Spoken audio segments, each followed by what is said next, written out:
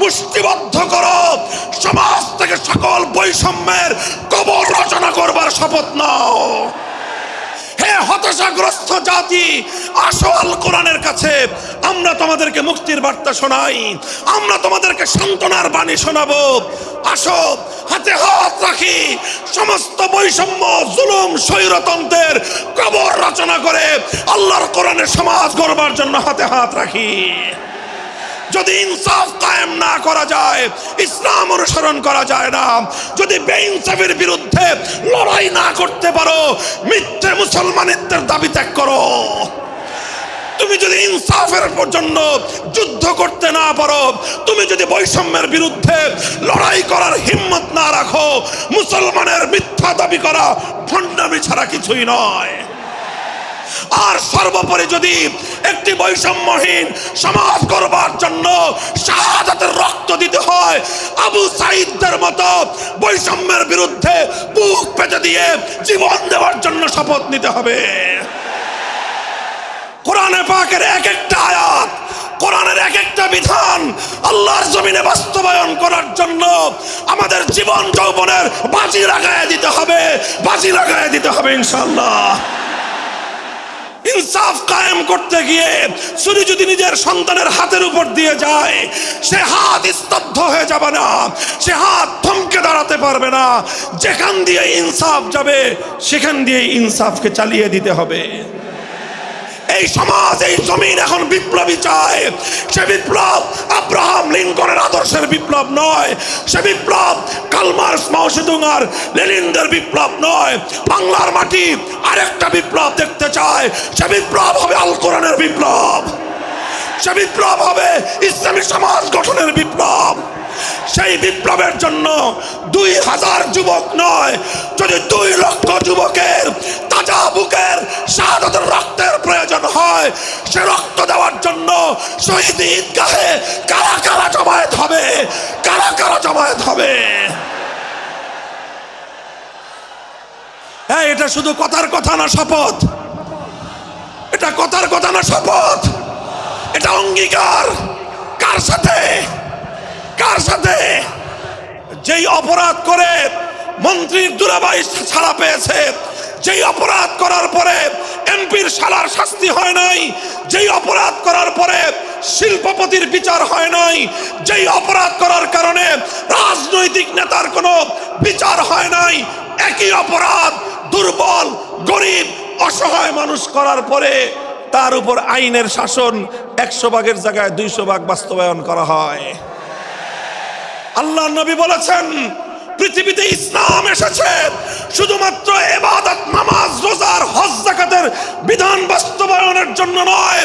ইসলাম দুনিয়াতে আগমন করেছে, তার আগমনের অন্যতম উদ্দেশ্য হলো সমস্ত বৈষম্য দূর করে, জুলুম আর বেইনসাফি দূর করে বিশ্ব সভ্যতায় ন্যায় এবং ইনসাফ কায়েম করা।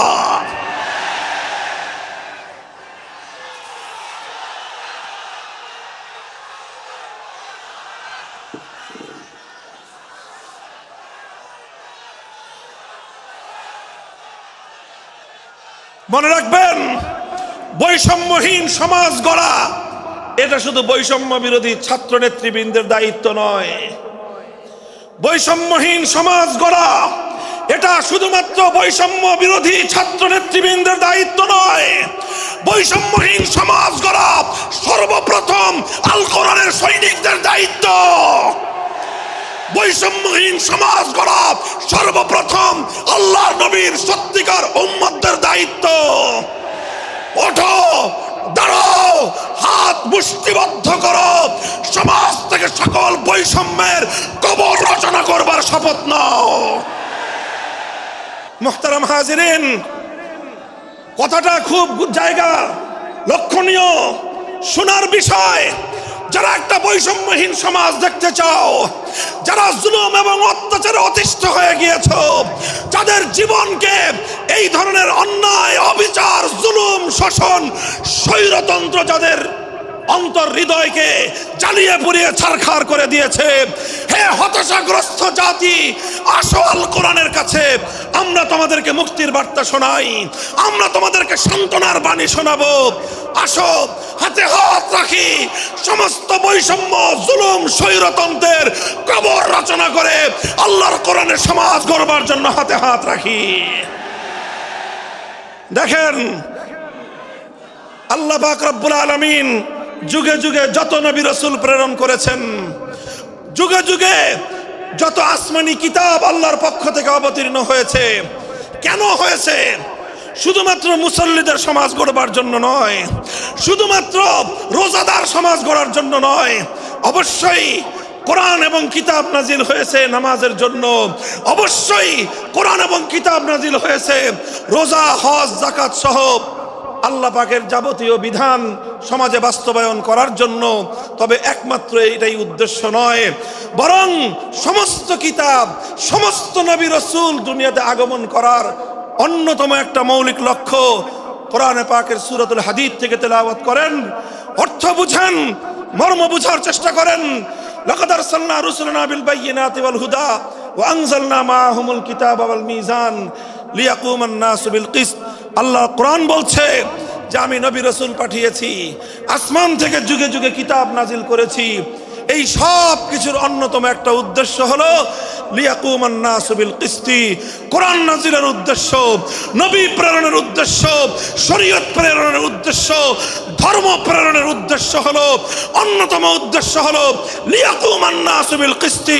মানব সমাজ থেকে অন্যায়, অবিচার, জুলুম, শোষণ দূরীভূত করে ন্যায় এবং ইনসাফ কায়েম করা, এটাই হলো ইসলামের অন্যতম মৌলিক লক্ষ্য। যদি ইনসাফ কায়েম না করা যায়, ইসলাম অনুসরণ করা যায় না। যদি বেইনসাফের বিরুদ্ধে লড়াই না করতে পারো, মিথ্যে মুসলমানিত্বের দাবি ত্যাগ করো। তুমি যদি ইনসাফের জন্য যুদ্ধ করতে না পারো, তুমি যদি বৈষম্যের বিরুদ্ধে লড়াই করার হিম্মত না রাখো, মুসলমানের মিথ্যা দাবি করা ভণ্ডামি ছাড়া কিছুই নয়।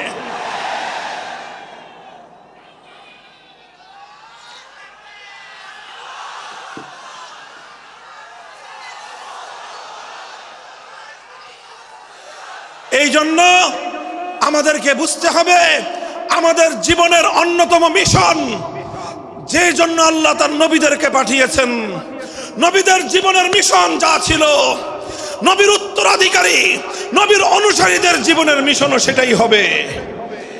বলেন কথা ঠিক না বেঠিক?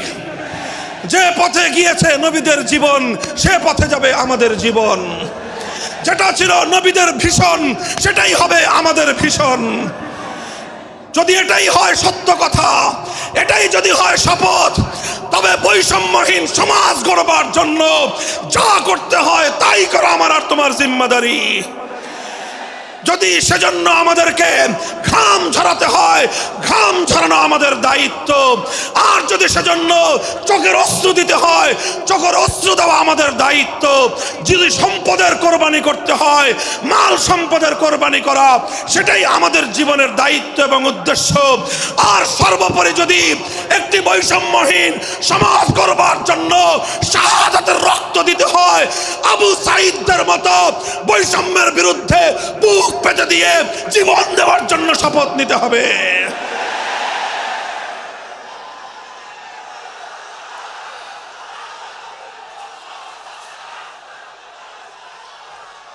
এই প্রস্তুত থাকবেন তো ইনশাআল্লাহ? আল্লাহর নবী বললেন এই বৈষম্য চলবে না, এই বৈষম্য জাহিলিয়াত, এই বৈষম্য মূর্খতা। সমাজের মধ্যে নিজের দলের লোক অন্যায় করলে পাগার পার, বিরোধী দলের লোক অন্যায় করলে আইনের শাসনে 100 ভাগের জায়গায় 200 ভাগ। নিজেরা অপরাধ করলে সেই অপরাধীকে ছাড়িয়ে নেওয়ার জন্য সমস্ত আয়োজন। বিপক্ষ মতের লোকজন অপরাধ না করা সত্ত্বেও তাদেরকে কেচোর মতো মাটির গর্ত থেকে ধরে এনে তাদেরকে বিচারের মুখোমুখি দাঁড় করানো, অন্যায়ভাবে তাদের জীবন থেকে তাদের যৌবনের সময়গুলো কেড়ে নেওয়া, বছরের পর বছর অন্ধকার কারা প্রকোষ্ঠে তাদেরকে বন্দী করে রাখা। এই জুলুম এবং অন্যায়ের অবসান যদি না ঘটাতে পারো, পুরুষ এবং যুবক মানুষ হিসেবে আল্লাহর কাছে জবাবদিহিতার সুযোগ থাকবে না। কাজেই তাফসীরুল কোরআন শুধুমাত্র কোরআনের তেলাওয়াতের জন্য নয়, তাফসীরুল কোরআন শুধু আল্লাহর কোরআনের মর্ম বোঝানোর জন্য নয়, আল্লাহর কোরআন তেলাওয়াত করতে হবে, মর্ম বুঝতে হবে, আর তালিমে হিকমতের কর্মসূচির অধীনে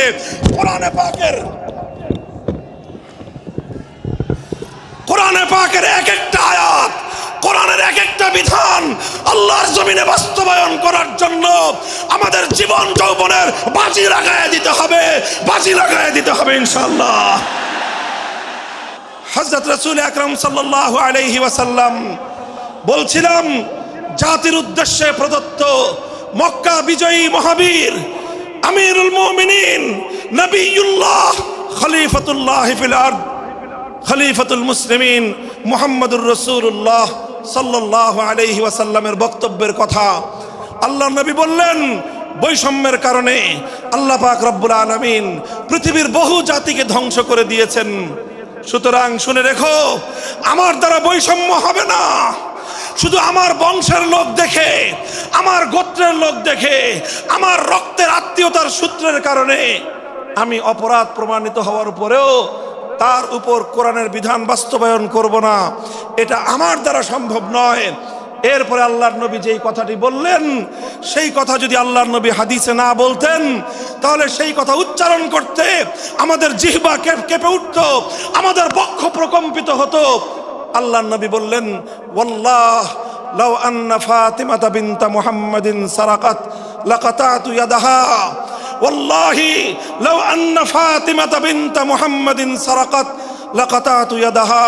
শুধু আমার দাদির গোত্র, আমার বংশের ফাতেমা নামনি মহিলা নয়, আজ যদি আমি মুহাম্মদুর রাসূলুল্লাহর কলিজার টুকরা মেয়ে, আমার জীবনের সবচেয়ে আদরের সন্তান ফাতেমা যদি আজকে চুরি করে ধরা পড়তো, আমি আল্লাহর শপথ করে বলি, আমি তার হাত কেটে দিতে এতটুকু দ্বিধা করতাম না।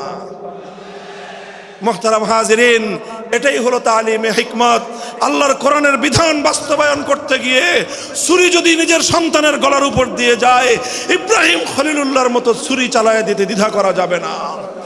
যদি ইনসাফ কায়েম করতে গিয়ে ছুরি যদি নিজের সন্তানের হাতের উপর দিয়ে যায়, সে হাত স্তব্ধ হয়ে যাবে না, সে হাত থমকে দাঁড়াতে পারবে না।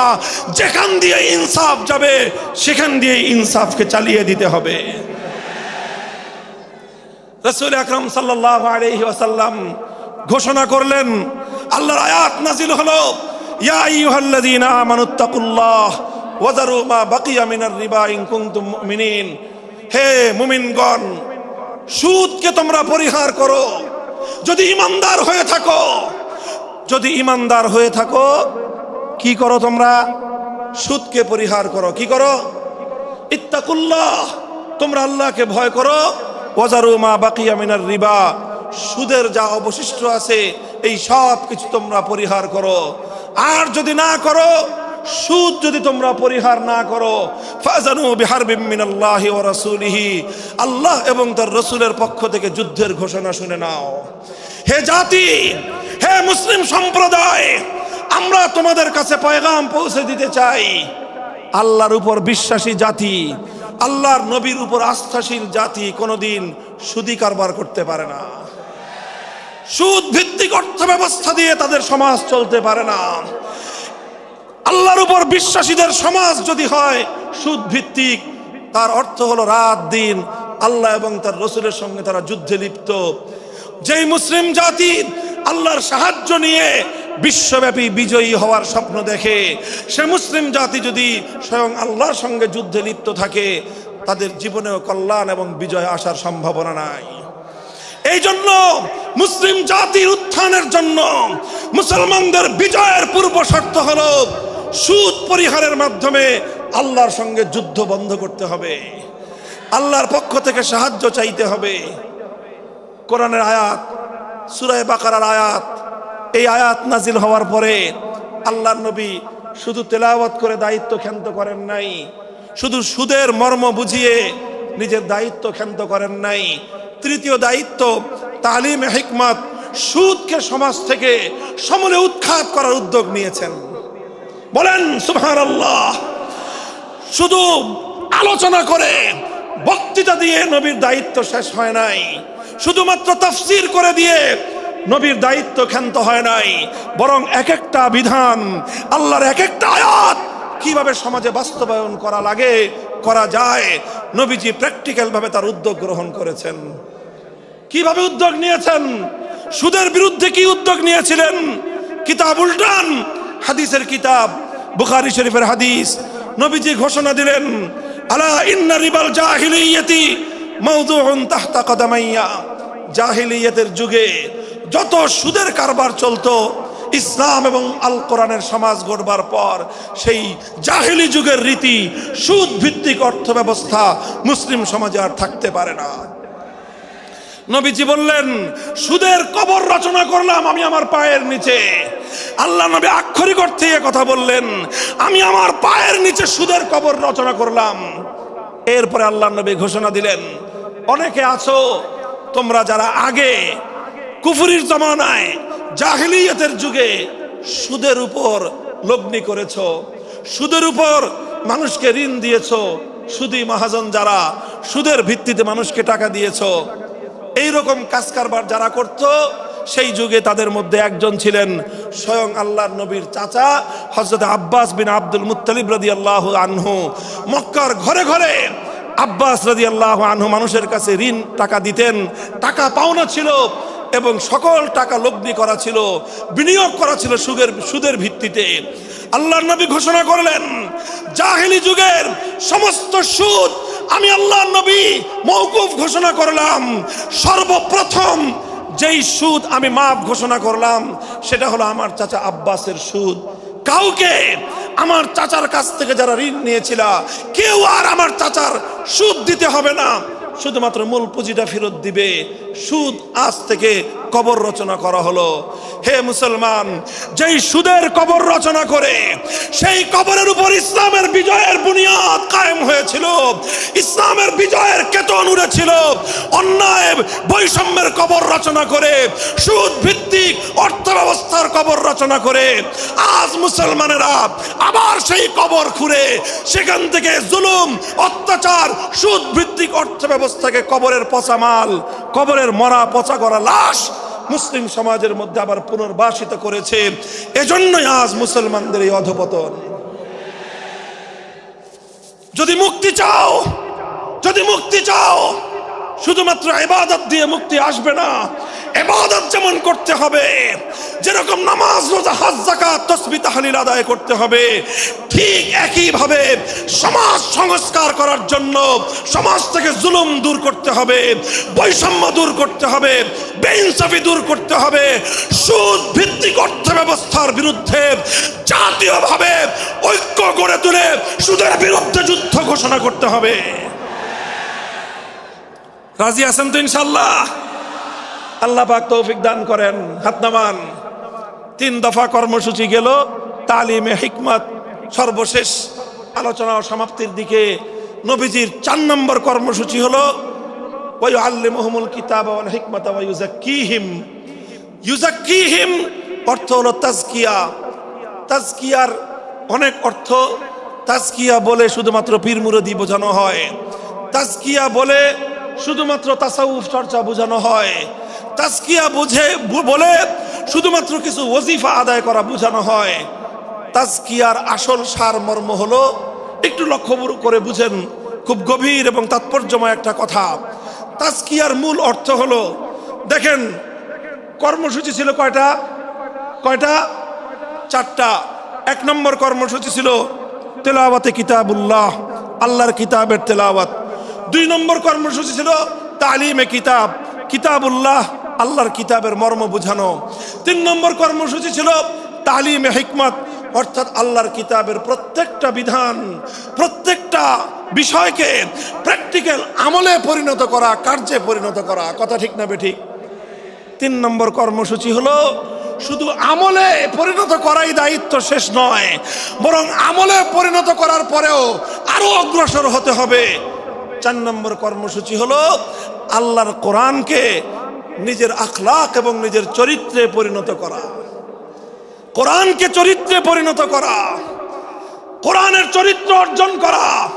কোরআন যে আখলাকের কথা বলেছে, কোরআন যেই চরিত্রের কথা বলেছে, সেই কোরআনই চরিত্র যখন একজন মানুষ গঠন করতে পারে, এটাকেই বলা হয় তাজকিয়া, এটার নামই হলো তাসাউফ।